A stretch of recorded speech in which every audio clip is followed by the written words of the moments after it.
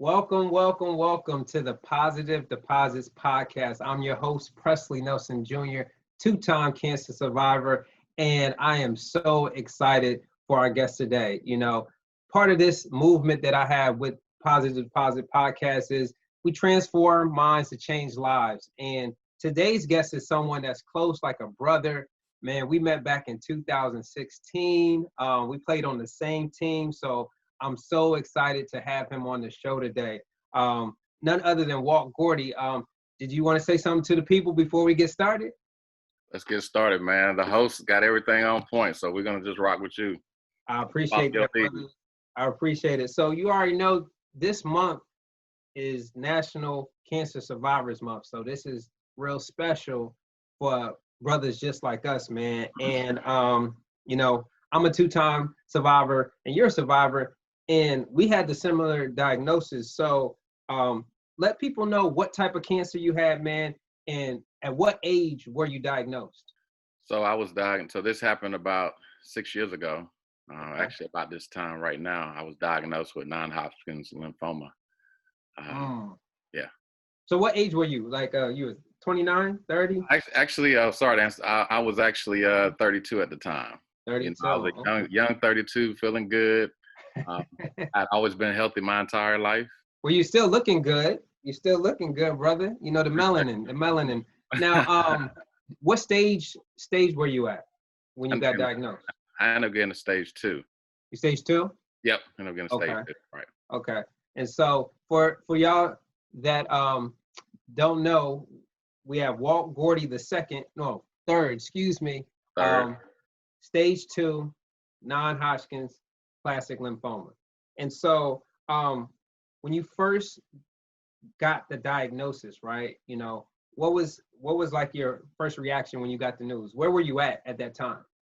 So a lot of things happened leading up all the way to the diagnosis. But to actually answer your question, I was actually talking to a friend because I had the biopsy a couple of days before, so I had a bandage on my neck, and came over to watch TV with me, and we're kind of sitting there talking, and my phone rings, so I pick it up, and it's the doctor, and she's like, "Hey, Walter, how you doing?" I said, "I'm doing great."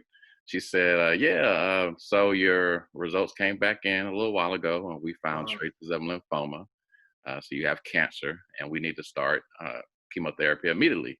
So when I first heard the news, I'll never forget, she was sitting next to me, and I just kind of went into a daze as she told me, and she told me the following steps in terms of when I needed to start and when I need to have the port put in the next day, and then have chemotherapy a couple of days after that. So I'm just kind of in a daze looking at the TV.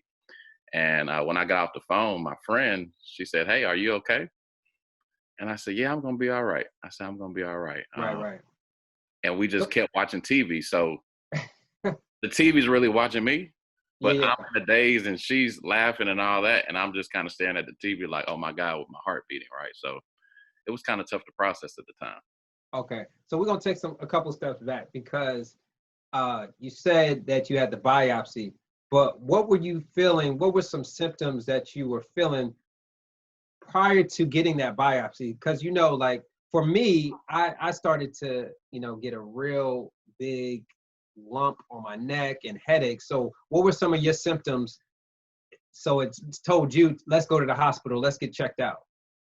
So actually, I was in the driveway talking to my uncle at my grandmother's house, and he said, "Hey man, your neck is kind of swollen right here." Okay. And so I touched my neck. I said, "Oh," I said, "That's not a problem." I said, "I'm sure I probably strained my neck from working out, right?" Right.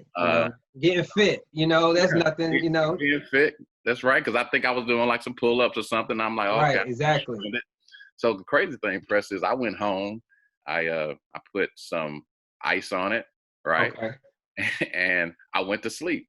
And the next day I woke up. I didn't think nothing of it, and I saw it still there. So end up going to work the next day and came back home. Then I put heat on it. Right. Is it ice? Is it, which one is it going to be? Yeah. And I put the heat on it, and it still didn't go away. Wow. So, from there I had some wisdom teeth pulled a couple months before. So I went to my dentist thinking that it was some type of tooth infection. Oh, wow. Okay. So I went to my dentist. He does his scans. He said, "Hey man, everything looks good. Let me refer you to an oral surgeon." And then Mm. that's when the process kind of went on. So I don't want to get too ahead of your No, question. we got you. No, no, no, definitely. I mean, because those symptoms are the things that we may not pay attention to, or we think that they're other things. Like for myself, I just thought, because I'm like, slim, that I was just gaining weight. So I was like, oh, this is a blessing, Right, right, But right, when I started to not be able to button my, top button, because I have to wear suits, right. and then I started to get hot headaches. It wasn't until, I was out at an event, and then my alarm brother was like, you don't look good. So, because, a lot of people don't know that certain things like a lump in your neck or, swelling is part of, the symptoms of lymphomas. So, Right. so yeah, so you found out, you got the biopsy, you found out, you were in shock. What was treatment like for you? So treatment for me, actually during all this time, I was in the process of getting a new job. So I had been with my previous company 8.5 years. So I just resigned from my job. So that Monday, that's when I got the phone call about having cancer. Yeah. Tuesday, I had my port put in.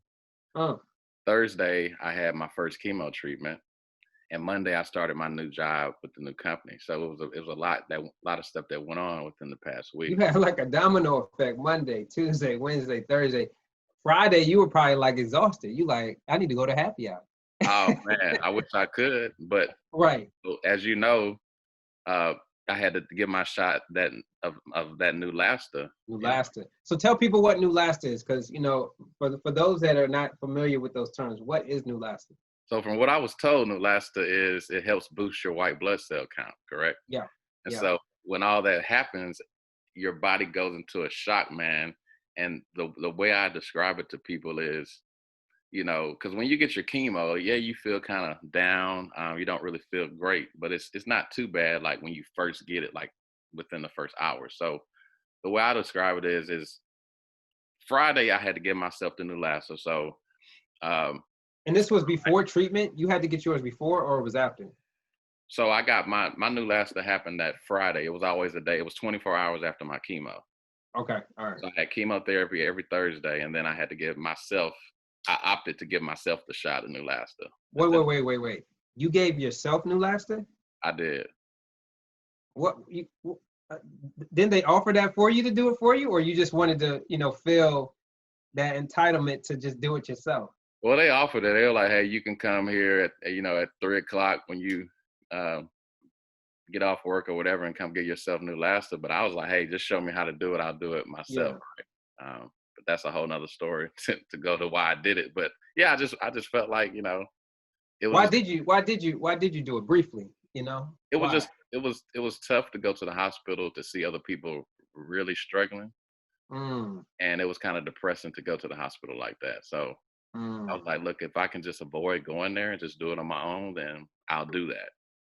So So really, you rather not be around it, be just because of how it made you feel.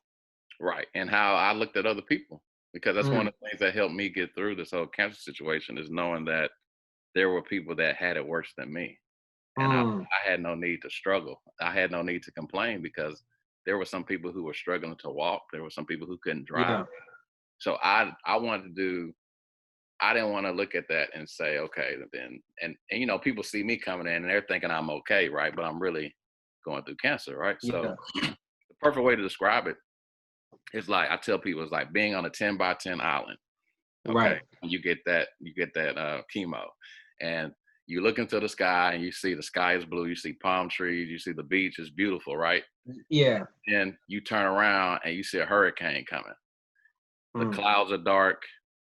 The waves are going, baby, and it's like a typhoon coming because after you give yourself that new Neulasta, for me, the next week was terror for me. It was like having a flu times 10. And so Wow. when I went through that, man, like it was rough. Like it was depressing to go through that time, right? Yo, that's crazy because like when I got the Neulasta, they would, as you know, you got to come in the next day, get your shot. Mhm. Now, for me, it wasn't the flu. It was that tingling sensation. It was more or less like, it was like my bones were stretching, and so I didn't experience like flu symptoms, but that's interesting. And as you know, every treatment attacks everybody's body differently. Outside of the Neulasta, what were some other like side effects of the treatment? Just going through, chemo, and I had hair on my face, right? I obviously didn't have the beard at the time, but I did have hair. So as you Yeah, know, I started the new job. So I'm coming in, a new guy, right? And 2 weeks later, uh, my hair falls out. And the yeah, story behind that is I had chemo on that Thursday. So I'm in the shower, man, getting ready to go to chemo. I put some shampoo in my hands. I start lathering up, lathering it up. doing this, and today I'm just like, wow, this feels really good today. So I'm just rubbing my scalp, and like my eyes are rolling behind my neck, and I'm like, man, this feels really good. So I'm just doing this and doing this, and then I put my hands like that, and the hair is in my hand. Yeah, And so yo, that really, really hit me, Presley. Like, I'm like, oh, this is real. you just imagine if you was at work and that happened. That happened to me. Mm. I was at work, and I just brushed I'm tired, and I had a whole patch of hair come out. So, I mean, in the shower, that probably would have shocked me too, because that's a little bit different. You're in your intimate space. You might Right. be in the shower. You might be doing things of that nature, and all of a sudden, you just like. So let's talk about that, right? The mental health piece of it. How was your mental health going through treatment? Like sitting in there, your hair falling out, your body's changing. How was your mental state, man? Because um, it's one of those things you gotta focus, man. You have to focus. But how were you? What was your mental state like? My mental state I was pretty strong. I had a good support group from family and Yeah, friends. They ended up doing a campaign for me called Team Walt, where they kind of raised T-shirts to kind of help me pay for my treatment, because I did start a new job. So I had an insurance situation insurance going gap. on. Right. Oh, Right. So I had to take care of that. So all that happened at the same time. So the Team Walk campaign was great. We had people who bought shirts from all over the world, people I didn't know, people wow. who I hadn't seen since elementary school who bought stuff. But that kind of helped me in terms of, pushing through, right? Yeah, So yeah. the Team Walk campaign was great. And I went to work every day, Presley. I missed one day of work. I did too, man. They And probably was like, what did they say to you? What are you doing here? well, the reason is you have to be around people. Like, and when you Yeah, talk about mental state, like the worst thing for you to do is to be at home by yourself going through this, right? And kind of putting yourself in a mode where you could be depressed. So I had to be around people and kind of feel like I was normal in a way. So I did that. That really helped my mental state.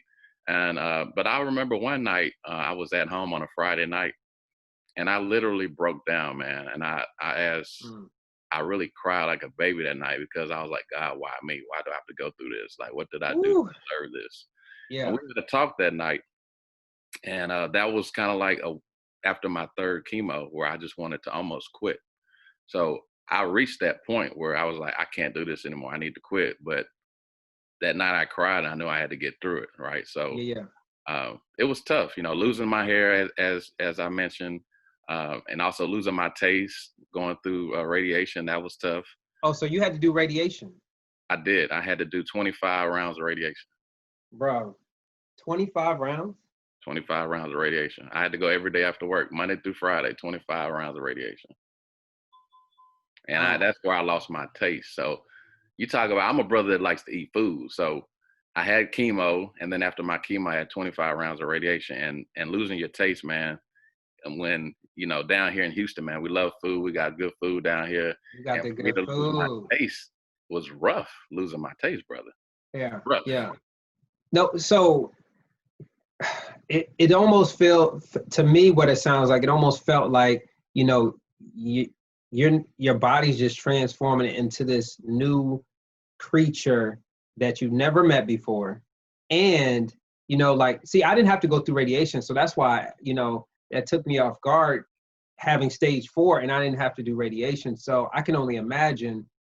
Chemo is one thing, radiation is another.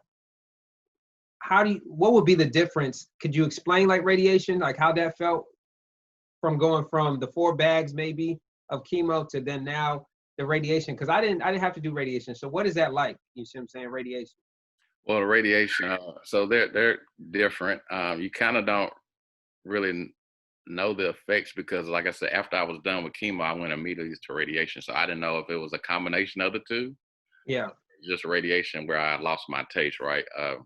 But I had to go. So they put a mask on me Okay.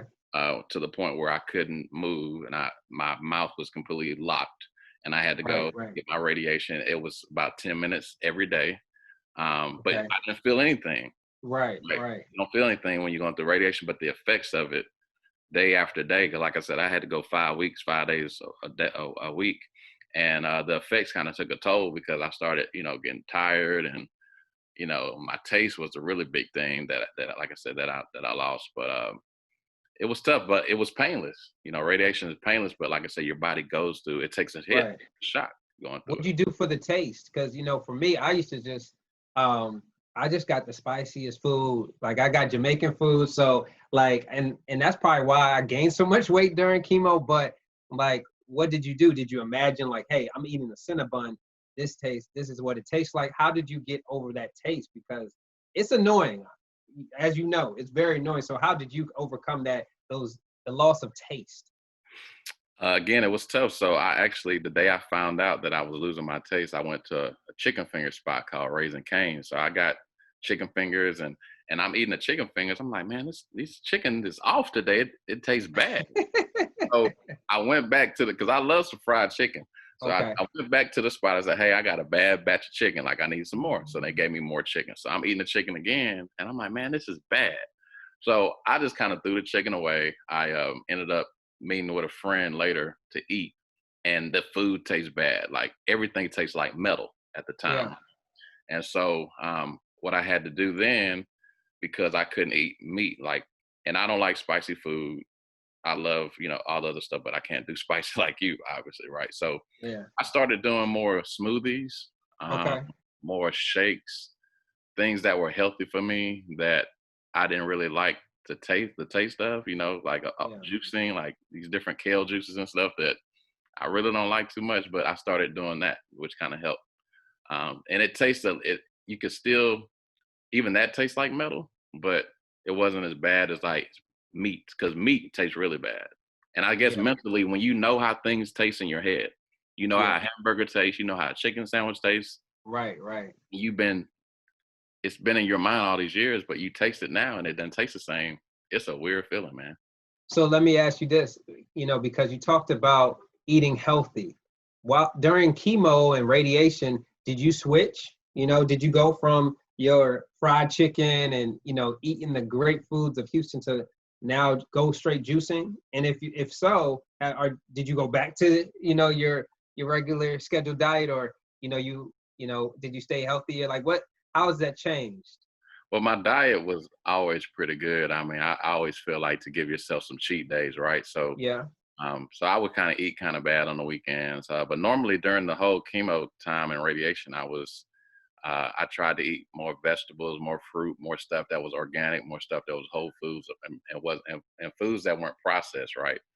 I tried to stay away from that. I drank a lot of alkaline water because from what Okay. I was told, it's good to keep your body in an alkaline state. So I tried. It was an opportunity for me to start eating healthier, knowing that certain foods that I normally wouldn't eat on a daily basis, Yeah. I, there was no need for me to try. But in order for me to do it, I had to stay away from those sugars. I had to stay away from cakes, Yeah. cookies, Yeah. like all that type of stuff. So, You was and that's mad. I know tough. you were mad. Oh, I love food, man. So that alone, the food portion was rough, you Yeah. know. So, Yeah. but I got through it. But if anybody goes through that, your diet is very important because what you put in your body is what is going to fuel you to, Yeah. Yeah. So, for those that don't know, guys, Walt played basketball. You know what I'm saying? So, and with basketball, you got to work hard. You see what I'm saying? Did you use some of that to kind of push through cancer as well? You know what I mean? That same work ethic as you would do on the court to push through cancer. Did you ever, tap into that? So actually, you made me think about what actually happened to me during that time. So I also coach basketball as well, A Mm, basketball, and at the time I was coaching 17U boys. wow. So being a former athlete, it does give you some motivation to kind of start fast, finish strong, just keep maintaining, just keep pushing. But what really helped me, Presley, is the fact that I was still coaching, and I had kids who were looking up to me, man. Mm, Because it wasn't really recommended that I continue to coach because I would have to go into these gyms where there are a lot of people. And as you know, when you go through chemo, your immune system is low. it's low, It's real low. low. You gotta. So I had to go into these gyms wearing a mask. Pretty much what we're doing now. I had to wear that. So So being you a was practicing social distancing before this social distancing so was a thing. all the social distancing happened 6 years ago. Wearing a mask, okay, and not touching surfaces. And like for example, to open doors, I use my wrists and my knuckles instead of Oh, using my wow. hands. And I still do that to this day. I never use my hands to open up a door that's not. Wow. So I was kind of in that mode 6 years ago because Yeah, you gotta stay germ free. So right. like I said, coaching those boys and going to tournaments like that really kept me going. Yeah. I ended up losing my hair, and they remember how it was like seeing me go through that stuff, man. So I love working with kids, and that's what kind of helped me get through it on the side, as So, long as being a former athlete. yeah, man. And so that was 6 years ago. Now, two years after that, you got this opportunity about coaches versus cancer being a Harvard hero. What motivated you to, what I mean, not only apply, but, to pursue that? Actually, I didn't want to do it, to be honest with you. So you didn't want to do it? I didn't want to do it. A friend of mine, I sent me an email. I had a couple of people send me emails and like, man, this Yeah. is really cool. It's a casting call. You should do it. And I was like, nah, it's not really my thing. I don't really play basketball anymore. I'm kind of low key, so I don't really want to do all Uh-huh. that. But I sat on it, man, to almost the deadline because I in my mind, in my heart, I didn't want to do it because Right, right. I was nervous. I didn't know what to, and it wasn't the fact that I didn't agree with the cause, but I was just nervous about what could happen, like being on TV. And I was like, I don't know, I want to be on TV. So, Right, right. but something told me to do it, man. So yeah, that's the story. I didn't want to do it, but I Wow. did.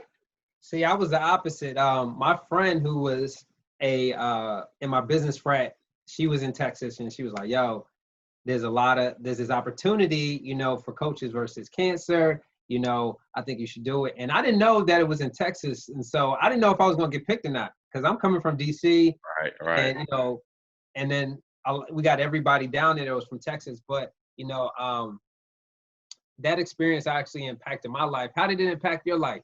Something that you didn't want to do, doing it. How did it impact your life afterwards? Well, I think God brings certain things in your life when you don't really understand why you're doing, just like cancer. It's a testimony. It gave me a opportunity to share my testimony with other people Yeah. and share my testimony with people who had gone through the same thing. So God was leading the path, and I just needed to walk it at the time. So He opened the door for me to do this, even though I didn't want to do it. He wanted me to do it. So that's why I felt like I did it. And so going through it was just, it was great. I got to meet you. Yeah. Have a good brotherhood going on. Yes, sir. And I got to meet some real impactful people who I felt like could help me. Coach Herrick was great. We still keep in touch. Nice. But it was really cool. And actually to get out there and play because I stopped playing basketball, right? So Yeah. I kind of consider I myself. couldn't tell you never played because you was going in. Well, I'm just a competitor, man. But the love for the game left me years ago after I got hurt during college, man. So for me to go out there, I didn't want to play the basketball game either, but I knew it was for a good cause, right? And I was Yeah. excited and nervous, as you know, like there were a lot of emotions going on, and Yeah. but it was a really cool. Like I would never change anything about that situation. If I had to do it again, there's no chance, no.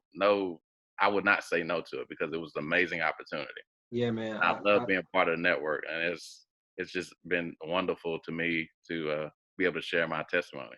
Yeah. Shout out to the cancer coaches versus cancer Harwood Heroes family. It's We very, very definitely right. appreciate you for picking us for the first ever The first ever. People don't know. We were the first First. before, the ones after. That's right. Something that touched me, man. You talked about faith.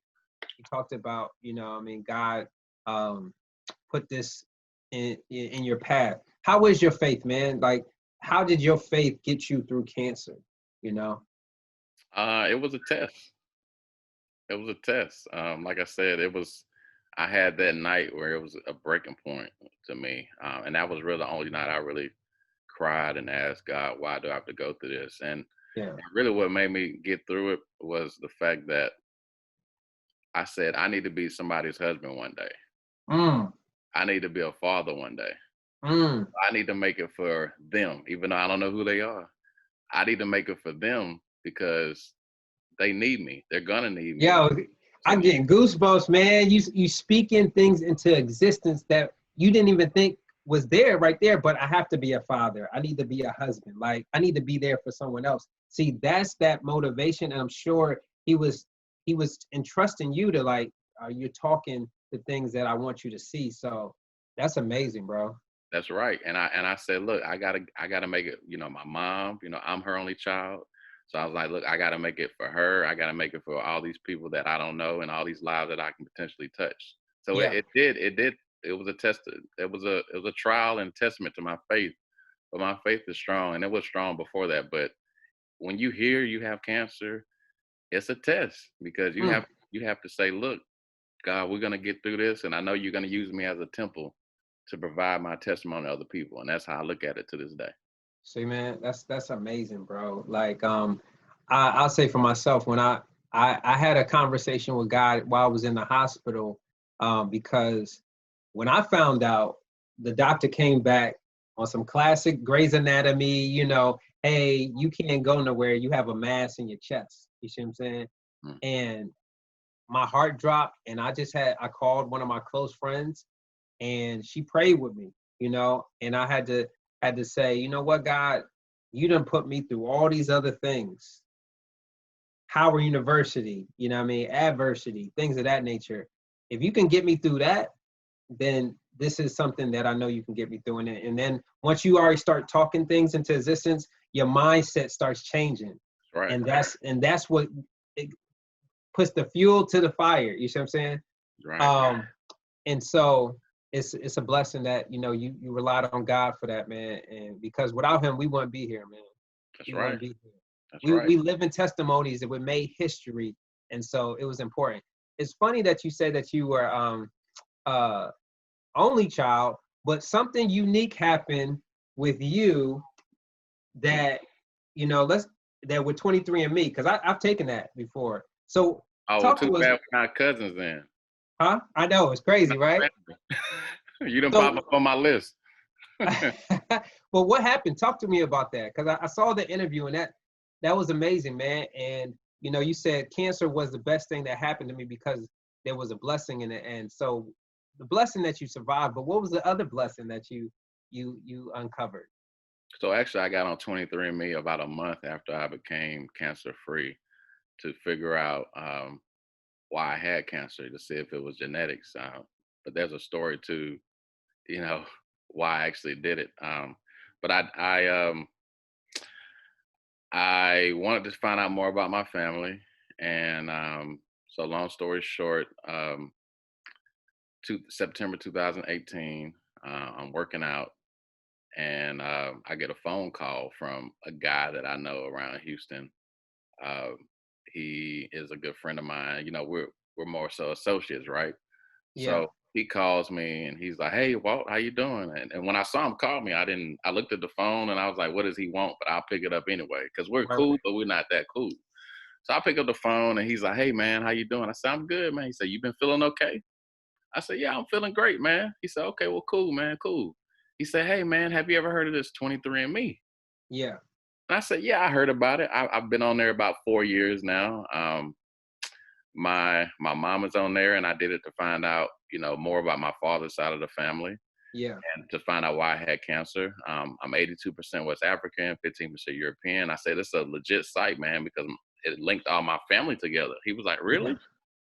He said, yeah. And I was like, okay. I said, well, what's up? He said, man, I bought one of these kits about 6 weeks ago, and my results came back in a day. And I was like, oh, cool. Well, cool. What you find out? Right. He said, I looked at my DNA relatives, and you're at the top of the list. It says Walter Gordy, half brother. Wow. I'm like, what? I said, nah, man. I said, you're my brother? He said, Right. yeah. So I immediately look on my phone and I log on to 23andMe. Yeah. Yeah. And as you know, it gives you a relationship in terms of Yep. your DNA shared. So my mom was number one, my uncle was number two, and my two first cousins were 3 and 4. So I log on now and I pull up my DNA relatives, and my mom is number one, and now he's number two, and my uncle's number 3. So Wow. I'm like really flipping out. Now I'm like, I said, you're my brother, man? He said, yeah, I guess so. And I'll stop there because I don't know what else you need to ask me because it can get. No, I mean, no, continue because that person, how many degrees of separation was there?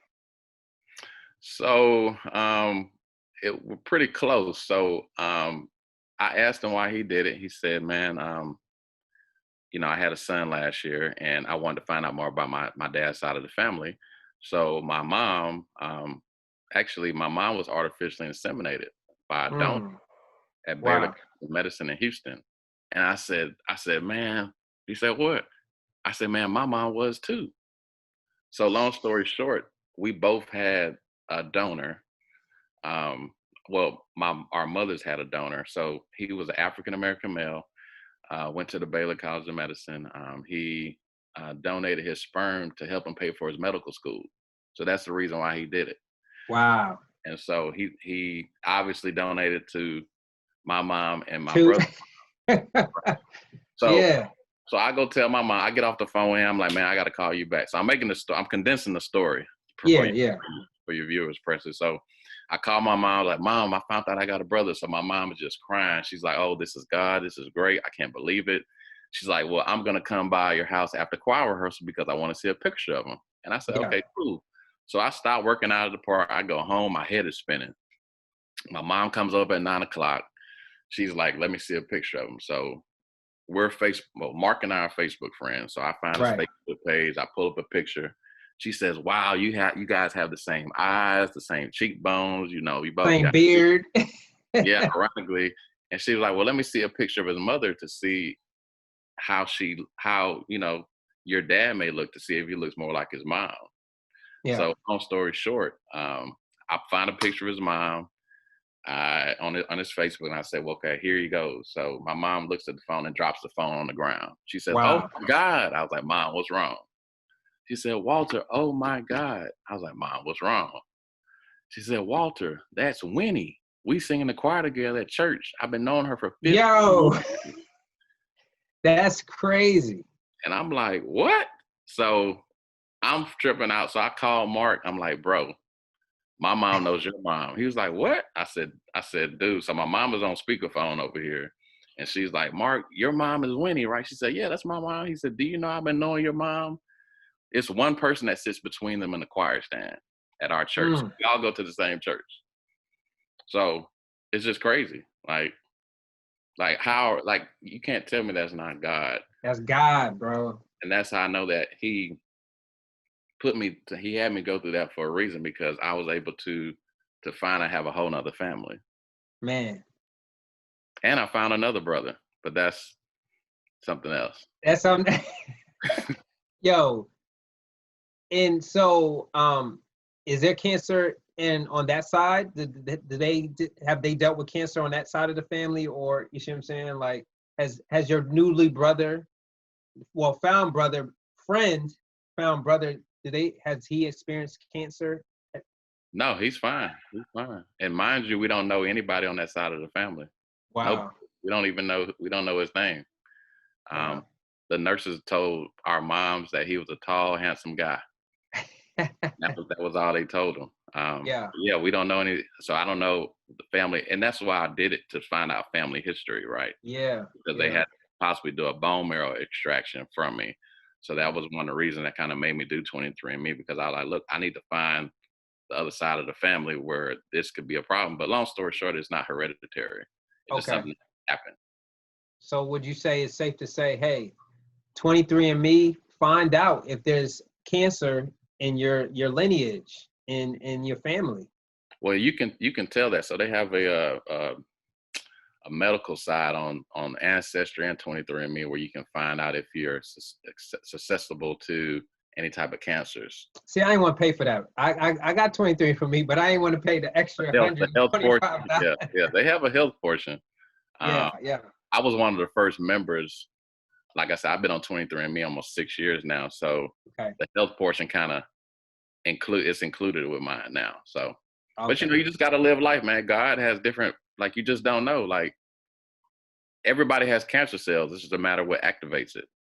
Yeah, yeah. And that's the thing for me, because my oncologist he was like, I can't really tell you how you got it, because I had large B cells. So that was when I got first diagnosed. I had that extreme version of lymphoma, large B cell, which the mass grows 60 to 70%. And it's only normally found or detected in folks that are 60 and older. Mm. Now I got that at 29, and then come 2018, I have classic Hodgkin's lymphoma, stage 4. So two different spectrums, very rare. They call it gray zone lymphoma, and I'll go into more when I do my story. As I'm allowing you to share your story, Hey, I'm we're going to share looking that. forward to hearing that story. That's gonna be the icing on the cake. Yeah, man.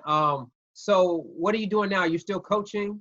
You see what I'm saying? You still coaching the youth group, or you kind of just kept that, put that away, or what's Walt Gordy doing right now? So right now, I'm still working with my company, and I'm still coaching. I'm coaching girls now. So Okay. What company do you work for? I'm at a Phillips 66. Okay. Cool. Cool. Oil and gas company. So I work with them, and I coach girls now, 7th and 8th grade girls. So Okay. I just step away from the boys side, and I just love coaching the girls, man, because Yeah. now girls listen. Now we can sit here and say, and girls run the world. I'm telling you now, like we can sit here and say, oh man, this and we're that, but these girls, man, if I tell them to do something, they're gonna do it. And Right. Right. boys would think they're hard headed. When I was coaching boys, they think they're going to the NBA and all this type of stuff, and the parents are just a headache.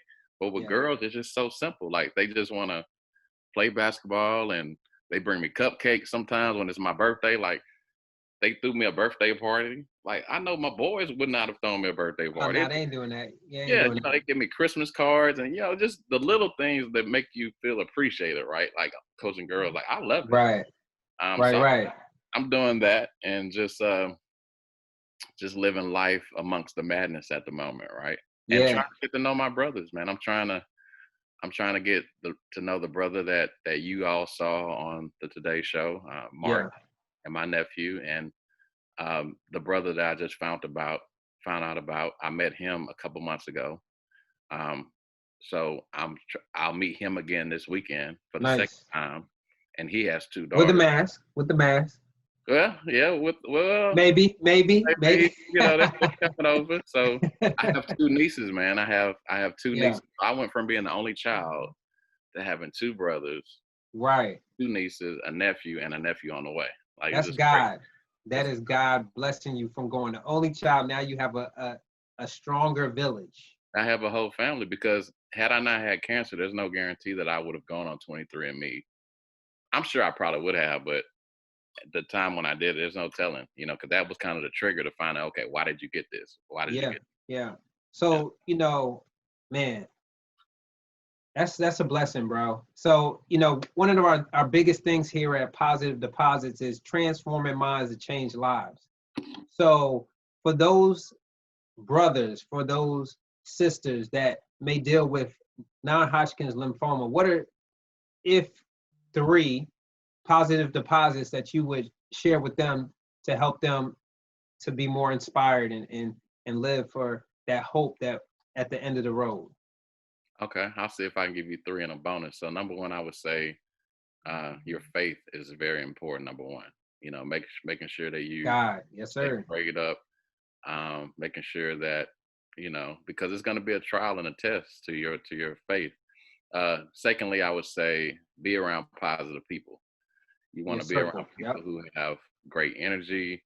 They're good people. You know, they make you laugh. You want to make sure that you're still kind of being in the same routine. Like, do things that make you happy, but you just need to adjust your, you know, make sure you're not in large groups, right? Right, but, right. But do things that make you happy. Be around positive people. And third, I would say your diet is important. Making sure that you stay away. You don't want to be smoking or drinking or eating a bunch of sugars and sweets and unhealthy food. Like, you need to drink a lot of water, a lot of fruits, a lot of vegetables, a lot of organic food is what would really help you. And probably the bonus thing that I would give you is to just make sure that you look at other people. And this is what I did. I made sure to look at people who have it worse than you. Mm. Because there are some people who cannot wake up. There are people who can't drive. There are people who need help getting out of the bed. And you have to look at your situation and say, am I able to walk? Am I able to get up and drive? Because you have some people who need assistance driving. They need people. Wow. Yeah. Who, you know, so you have to always look and say, man, this could always be worse. Yeah. And there is a worse, but that should help you kind of get through it, right? Man, awesome. I love your positive deposits, man. So where can we find you? You know, if folks want to reach out to you, things of that nature, are you on Facebook, Instagram? Where can we find you? So I'm on Facebook. Walt Gordy III is my name on Facebook. Okay. Instagram is Walt_F_baby. And so, you know, because people used to call me, then this is before Lil Wayne and Lil Weezy, they used to call me, you know, what's up, Walt Baby Love? So that was my nickname, like in middle school, like Walt Baby Love. Walt Baby Love. So like the Walt F Baby is kind of cool. But now I've kind of adapted the name Uncle Walt because growing up the only child, I never thought I would be an uncle. Yeah. I always thought I would have to marry a woman who has brothers and sisters, and that's how I would be an uncle. But now I have 2 brothers and I'm a real uncle now. So yeah, that's kind of like my little, as I get older, kind of name is Uncle Walt, because I have some nieces and nephews that are going to come call me Uncle Walt. So I think that's pretty cool. Well, Uncle Walt, Uncle Baby Love, Walt Gordy III, I appreciate you coming on the Positive Deposit podcast, man, where we transform minds to change lives. And so, you know, you already know he gave it to you, where you can find him. Continue to follow us now. So you know, Walt, we're on all streaming platforms. When we launch, we're going to be on Google Podcasts, iHeartRadio, and also too, you know, Spotify, our YouTube channel. And then we're going to have these episodes on the website. And so, you know, please, if you definitely want to make sure that you donate, you see it right there. I see the button. See it. You know, however, you know, go to positivedeposits.org. Right there, it says hit that donate, you know, and you could do however you like. If you want to do monthly, quarterly, or just one time, man, just to support our cause. And we got a lot of things going on. I'm definitely going to plug this to you. We have those courageous conversations this Monday coming up. Tune in, man. I'm having an interview with Mr. Ballsy. We're going to talk about racism. Hey, he's a character, man. He's a character. That's a good person to have on too. So now I appreciate you for coming on, man. And it's been a pleasure, man. It's been a pleasure. So we'll talk to you soon, man. Hey, I appreciate you having me. And like I said, we're all looking forward to hearing your story, man. And I'm glad congratulations that you're a father now. I'm glad to hear that. And congrats on beating it the second time around, man. So you got to remember to share your testimony and keep knocking this thing out, man, because you got to live for that daughter. You know, this is bigger than you now. It's way bigger. You're a girl dad. And so I'm proud too. Yeah, I know you are. You got to make sure that you get through this for her, because it's not you got her to look forward to now, and that's going to be your motivation to get through this, man. So see, you just dropped another positive deposit, man.